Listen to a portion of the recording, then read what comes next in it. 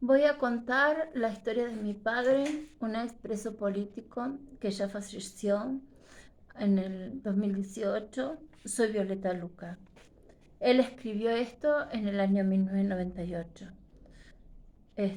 Fue testigo por la verdad y la justicia, dio su testimonio como sobreviviente de la dictadura militar de Videla, Macera y Agosti en La Carlota. Él se llama Manuel Luca, eh, y escribió: tumbate, tumbate y espera como un animal. Octeto de haikus para la memoria. Más, nunca más, ¿no? Los recuerdo siempre por lo que fueron. Izar en hombros antorchas rojinegras y morir allí. El agujero que tienen en el muro, por allí nos matan. Cenizas rojas, estrellas que abrevan, allí me yergo. Si la lucha sumergió los cántaros, ¿por qué esta sed?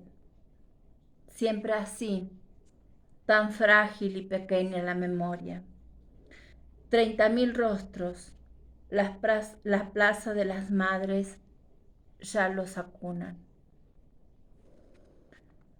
Esto es en relación al Día de los Derechos Humanos, ¿no? Internacional. Breve relación de un preso político. Breve relato de un preso político. Dentro de algunos días, el 20 de octubre de este año, 1998, se cumplirán 22 años de que fui secuestrado de mi hogar en la calle Salta 467 de Pueblo Italiano por fuerzas parapoliciales apoyadas por personal del destacamento policial local que coparon y allanaron mi casa en Patota, con metralletas y a los gritos, ante los ojos atónitos y aterrados de mi señora, de mi hija Violeta de 3 años, esa soy yo, y de mi cuñada Susana, que estaba con Esmeralda de apenas 6 meses. Ella estaba en la cunita.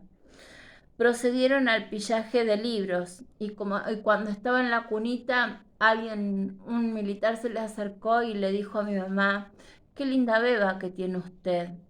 Y mi mamá después con el tiempo pensó de lo que me salvé. Susana, que estaba con Esmeralda apenas de 6 meses. Procedieron al pillaje de libros, discos y revistas y hasta de un rifle a balines, única arma que tenía. Entre los cavileos de los represores asomó una sonrisa sardónica al encontrar en la dedicatoria de un libro del gran poeta rosarino Francisco Gandolfo que decía: desde Rosario, cuna del Che. Entre otros libros que me robaron, lamento mi socialismo del Mahatma Gandhi, y entre mis discos uno de Juan Sebastián Bach, interpretado con instrumentos de guerras chinos y que tenía una presentación de Hugo Guerrero Martínez. Aun cuando ya creía superado los remazones de limpieza que comenzaron con la AAA de López Reagan y el terrorismo de Estado y continuara con el proceso militar, nunca pensé que sería actor directo del que sería tristemente el célebre,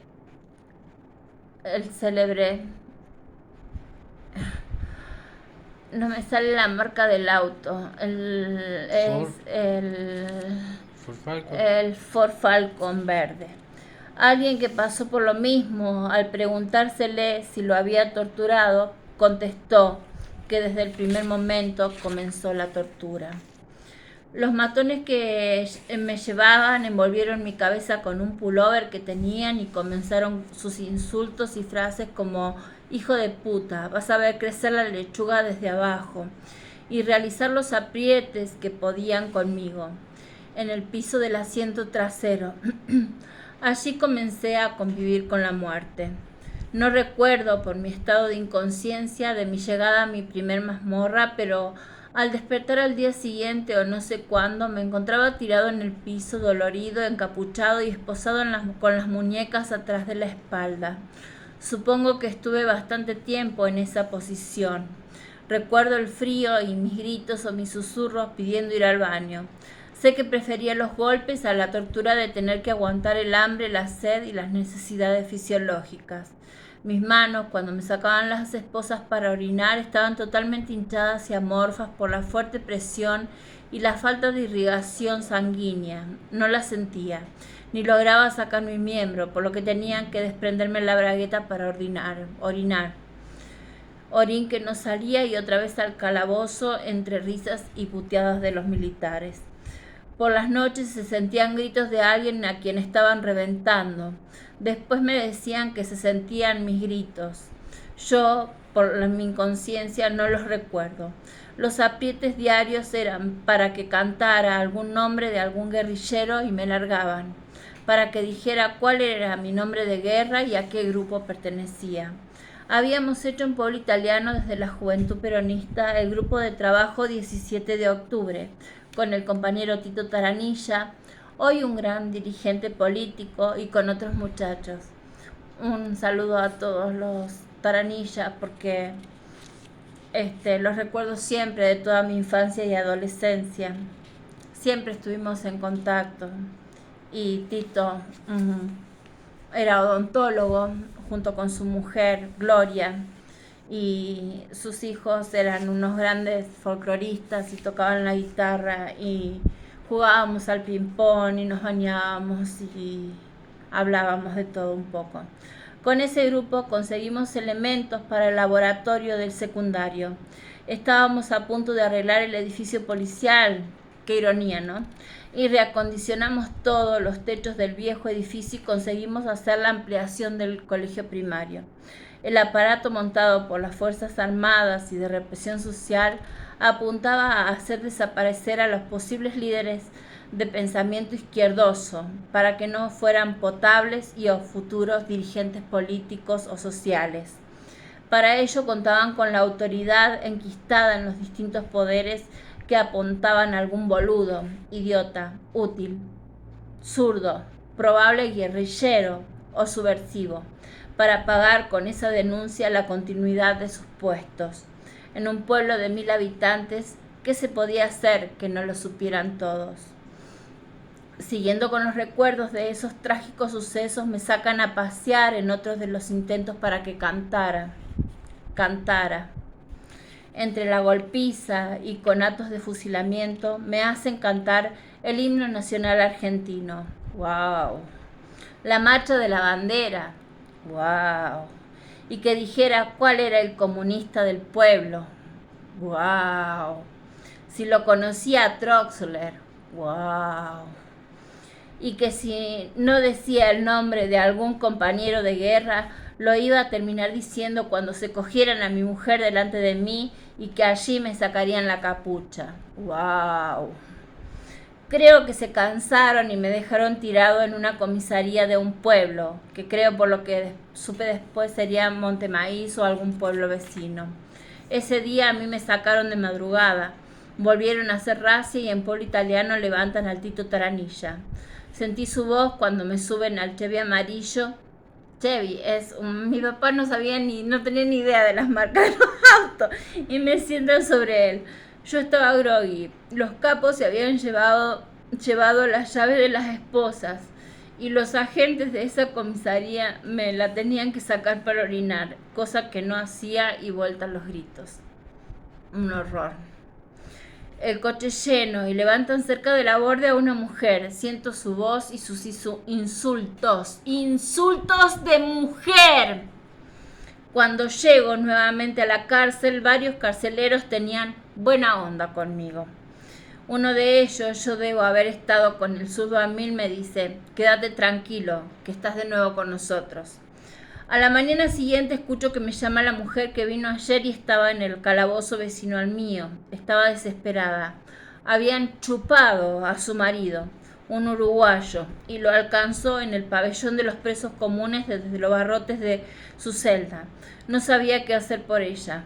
Le pregunté cuándo tendría su próxima menstruación. Me dice que la tuvo días antes, por lo que le digo que pida por un médico y que le diga que tiene fuertes dolores premenstruales por si la quieren violar para que cante. Ella dice llorando que antes que la cogiera un milico, preferiría que la cogiera un perro. Tuve un último interrogatorio frente a reflectores. Recuerdo sombras obesas y trajeadas. Pienso en una plana mayor de políticos adeptos al régimen y represores fatichoides. Después cambia mi pasar carcelario. Me tienen un par de días en otro calabozo lleno de frases en las paredes. Hay una especial que nunca olvido. Lo esencial es invisible a los ojos. Del Principito. No sé si recordarán. Y aún lo esencial es invisible a los ojos. Solo se ve con el corazón. Del Principito. Y aún cuando habían limpiado la celda, se notaban manchas de sangre. Me enteré que antes estuvo un muchacho del PC. De allí me trasladan al pabellón de delincuentes comunes, el último entrepiso. Había varios entrepisos que daban a la sala principal con pasillos angostos frente a las celdas, por las que si se desplazaba algún preso lo veía el guardia desde abajo. El primer día sin capucha y entre seres humanos. Por la noche y ya de madrugada tuve mi primer baño con agua caliente. Algunos no tuvieron ese privilegio, muchos. Por supuesto no había dormido nada. Al amanecer veo pasar de 4 patas a un civil de izquierda a derecha por frente de mi puerta de barrotes.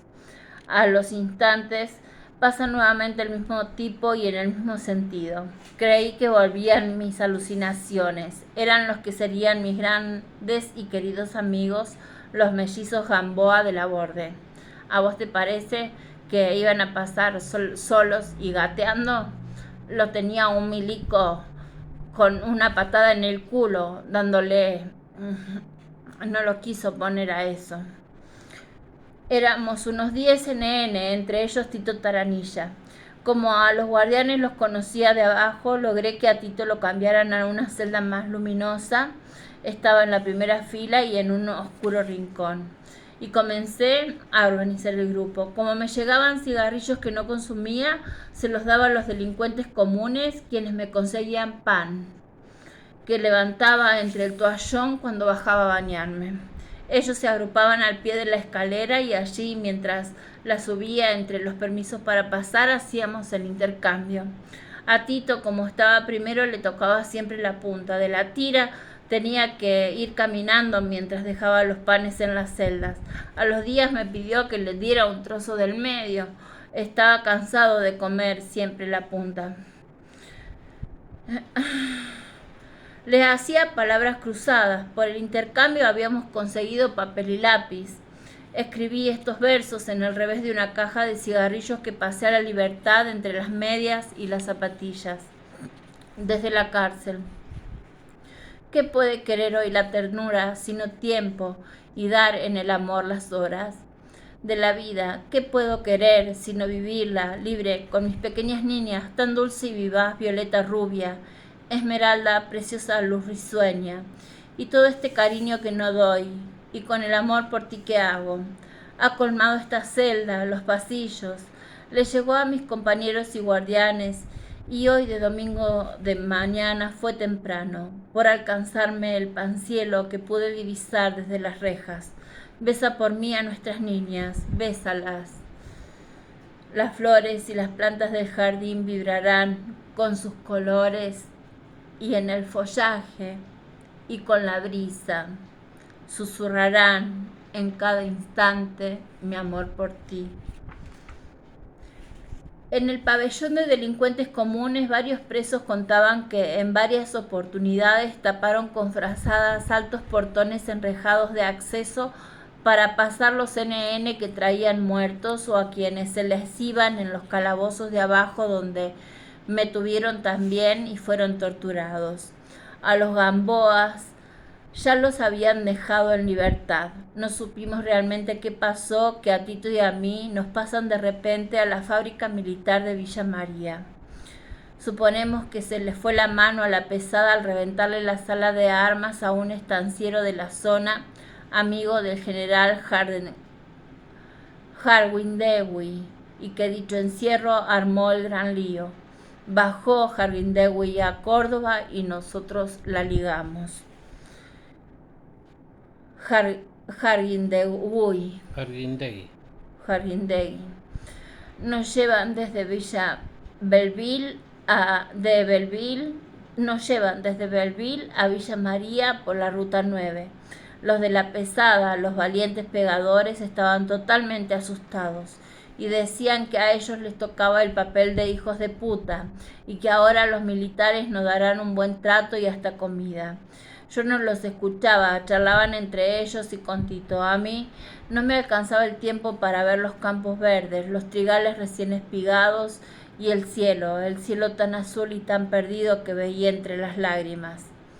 Aún cuando estando esposado estábamos sin capuchas. Nos dejaron en la guardia de la fábrica militar de Villa María y ese mediodía comimos ensalada con filet de merluza, un lujete. No estaba todo muy bien, los calabozos estaban llenos y a mí me pusieron en el depósito maloliente de elementos de limpieza, más chicos que una celda. A la tarde me trasladaron para interrogatorio, a punta de bayoneta en mi espalda, bien clavada ella en mi espalda. La principal cuestión para ellos era sobre quién sospechábamos como el posible entregador en nuestro pueblo. Una mañana, al cambio de guardia, siento la voz de alguien que pregunta por mí. El suboficial que se hacía cargo tenía un caballo que un tío primo de mi abuela le cuidaba y le había pedido que si pasaba por allí me diera una mano. El hermano de mi papá, mi tío Lalo, también fue preso político, pero él no tenía nada que ver con la política, porque no estaba en la política como mi papá. Él era solamente un cazador de liebres, perdices, que tenía un arma para ese fin. Y esa fue la única arma que se encontró en mi casa. Porque mi papá, imagínate, si seguía Gandhi, si iba a tener un arma en mi casa. El suboficial que se hacía cargo tenía un caballo que un tío, primo de mi abuela, le cuidaba y le había pedido que si pasaba por allí me diera una mano. Me hizo trasladar a la cocina y me dijo que saldríamos, o sea, mi tío y él, en pocos tiempos. Así fue que me dice el día después: mañana te largan y podés saludar a tus parientes.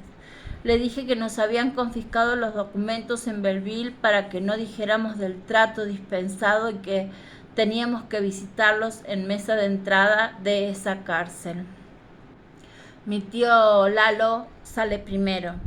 Mi papá, como eran 2 lucas, se habían confundido y mi papá queda un poco más tiempo preso que mi tío Lalo. Mi tío Lalo sale primero. Coinciden que nos largan en libertad justo cuando llegaban los Gamboa con sus señoras, a buscar certificados sin culpas ni cargos que necesitaban para el laburo. Nos vimos con ellos en una coupé Fiat llena de abrazos y calidez. No sé por qué ponen los nombres de de los autos, porque mi papá era muy, muy malo para reconocerlo, las marcas de los autos. Pasamos por los documentos. Eso habla de lo que era mi papá. Mi papá no le importaba tener un auto de último modelo y bueno, siempre él era albañil y siempre tuvo jeeps y chatas, como le decíamos en el pueblo, como Chevrolet o Fiat, nada más. Nos vimos con ellos en una coupé Fiat llena de abrazo y calidez. Pasamos por los documentos en Belleville y ya en la borde nos esperaba el párroco, el cura Famea, gran amigo con quien jugaba al ping-pong en un club del pueblo. Nos llevó con un grupo de chicos y chicas a una confitería con mesas en la vereda frente a la plaza principal y nos puso al día con todo lo que teníamos que enterarnos.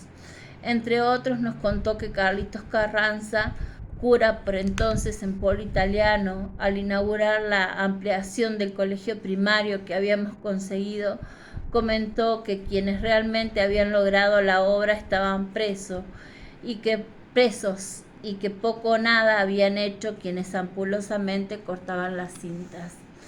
En el grupo de 17 de octubre estaban también otros compañeros que ya fallecieron, por eso los voy a nombrar: Cacho Guerra, Tito, otro Tito que se llamaba...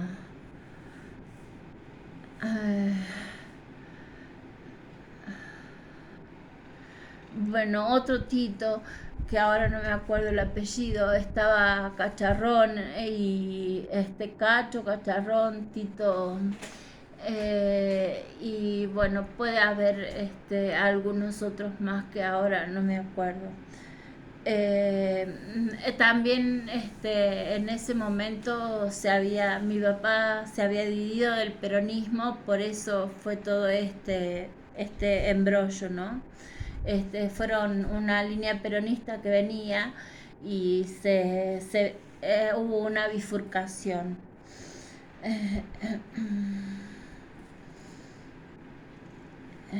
Coinciden que nos largan en libertad justo cuando llegaban los Gamboa con sus señoras a buscar certificados sin culpas ni cargos que necesitaban para el laburo.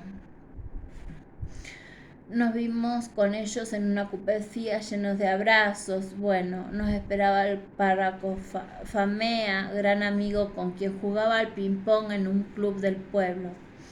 Nos llevó con un grupo de chicos y chicas a una confitería con mesas en la vereda frente a la plaza El Tito Ramonda. Ahí me acordé del apellido, no quería dejar de nombrarlo. Frente a la plaza principal, y nos puso al día con los chismes. Entre otros nos contó que Carlitos Carranza, cura por entonces en Politaliano, al inaugurar la ampliación del colegio primario que habíamos conseguido, comentó que quienes realmente habían logrado la obra estaban presos y que poco o nada habían hecho quienes ampulosamente cortaban las cintas. Nos vino a buscar a Tito y a mí desde el pueblo en el Chevrolet 400 del padre, el querido y recordado Horacio Michel Mantequita, que lamentablemente murió en un incendio en una despensa, muy jovencito él. Lo siento mucho, que Dios lo tenga en la gloria. Y después de despegarnos de los abrazos y de las emociones, volvíamos a casa. El reencuentro familiar, el dolor porque Violeta no me reconocía sin pelo largo y sin barba. Siempre que nos juntábamos en las mesas familiares, siempre decía mi viejo, y Violeta no me reconoció. Y si les cuento las otras anécdotas que decía de Marcelo, que era el hijo mayor del Tito Taranilla, y de mí, no te puedes creer la vergüenza que me daba. Pasaron años en los que ni me los recortaba, varios días en vela. En mi primer salida de casa visito a un vecino al anochecer, y cuando entro baja la persiana de su ventana que da a la calle para que no vieran que estaba en su casa. Entonces supe que el miedo se había instalado en la sociedad. Lo mismo ocurrió al visitar a un profesional farmacéutico de otra ciudad, también compañero de cárcel, quien presuroso al verme me llevó a la trastienda. Fue que comprendí que uno de los objetivos, sacar de carrera política a los que piensan, lo estaban logrando. Hemos esperado más de 20 años para que los organismos de derechos humanos nos otorguen la indemnización como presos políticos. En mi caso declaran para esos días que yo fui preso y sobreviviente en el juzgado de la Carlota, el Tito y el Cacho Gamboa de la Borde. Con eso terminó el expediente. No figuraba en ninguna parte mi detención. Era un NN.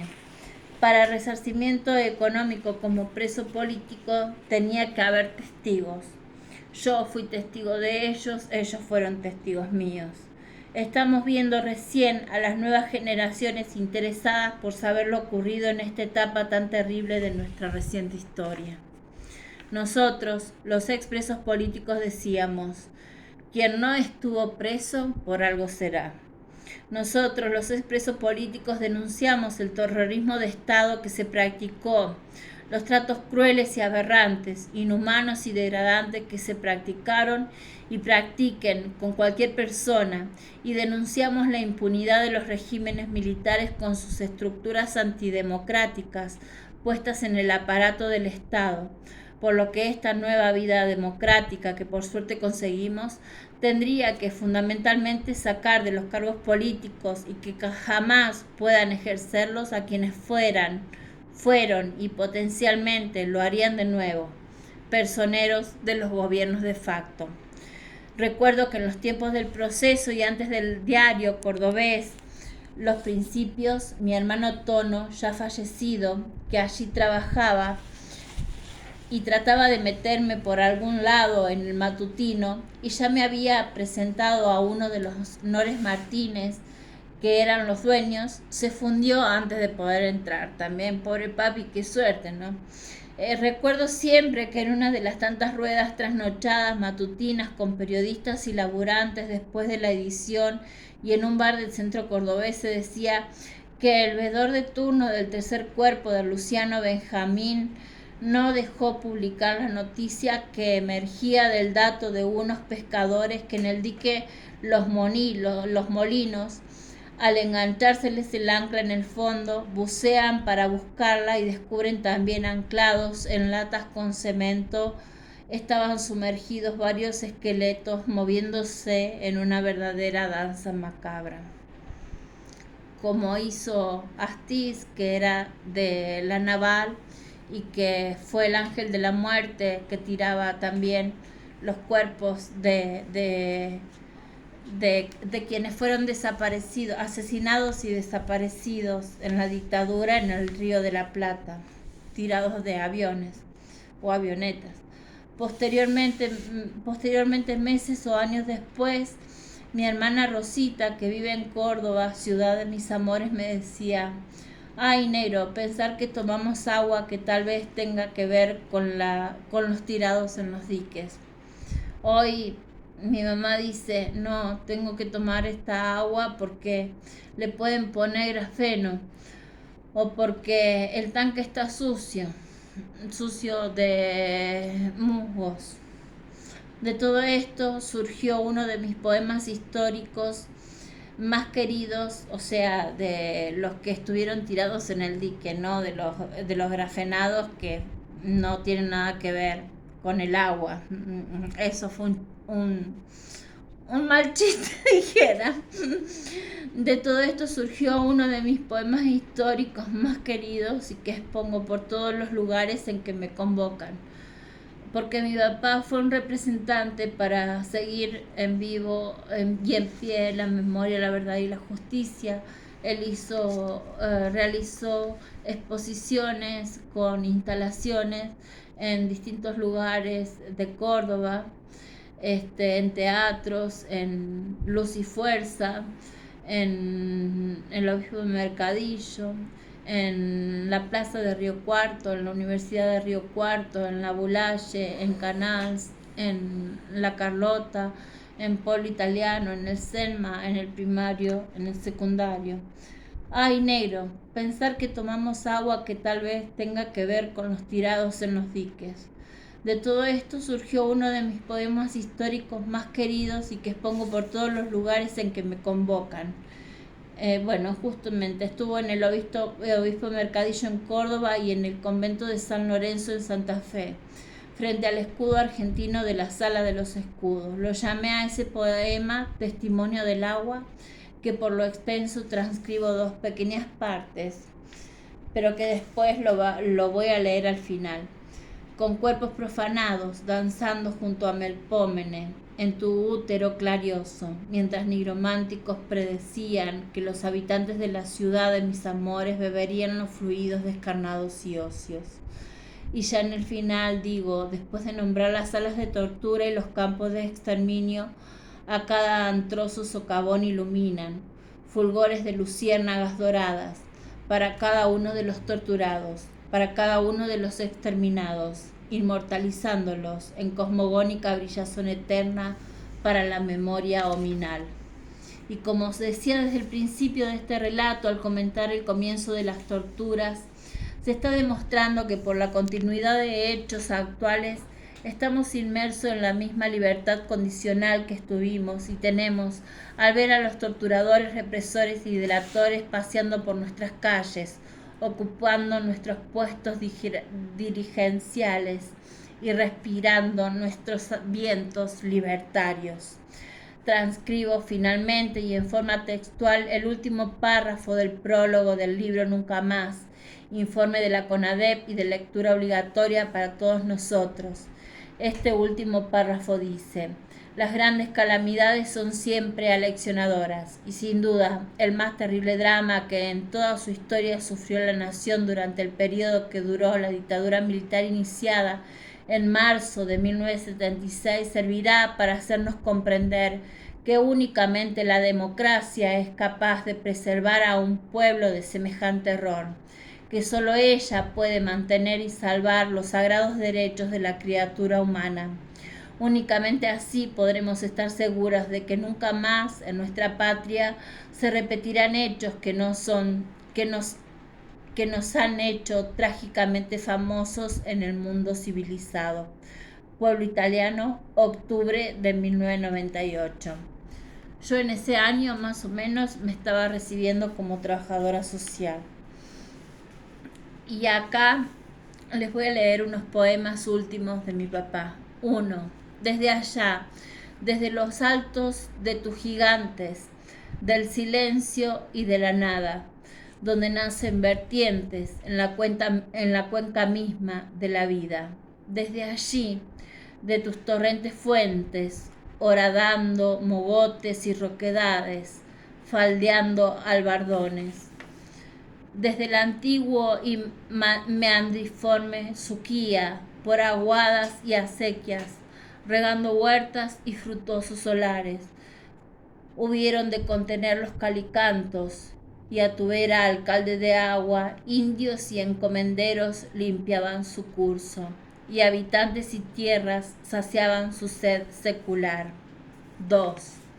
El vasto recipiente de tus aguas se transformó en hídricas catacumba columbaria, que llenaron los médicos inquisidores, los caballos locos, los frailes redentores, los familiares del santo proceso, con cuerpos mutilados, con cuerpos inmolados, con cuerpos ultrajados, con cuerpos profanados, danzando junto a Melpómene en tu útero clarioso, mientras nigrománticos predecían que los habitantes de la ciudad de mis amores beberían los fluidos descarnados y óseos.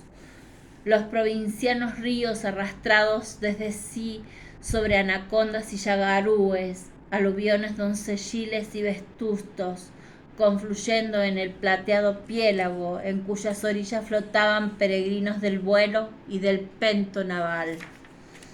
La gran comunidad de NN amará junto al histriónico con las 50 vírgenes oceánicas, transmutando los tritones en el cuarto novilunio del año de la juventud. 4. Ráfagas lumbrares recorren cada sala de tortura, cada campo de exterminio, y el Olimpio y el Vesubio, y la sala del cilindro y automotores Orletti, y la Perla y el Guerrero, y el pozo de Banfield y el de Quilmes, y la Sechia y los chupaderos, y las escuelitas y las brigadas, y la ESMA y Coti Martínez, y el Club Atlético y el Hípico, y la Huerta de Tandil y la Quinta Ceró, y el Ingeniero de Lules y el Nueva Baviera, y Campo de Mayo y Monte Pelche, y el Sheraton y los campillos de Fronterita, y el Refugio y la Casona y el Chalecito. A cada antroso socavón iluminan fulgores de 1000 luciérnagas doradas para cada uno de los detenidos, para cada uno de los desaparecidos, para cada uno de los torturados, para cada uno de los exterminados, inmortalizándolos en cosmogónica brillazón eterna para la memoria ominal. Manuel Luca.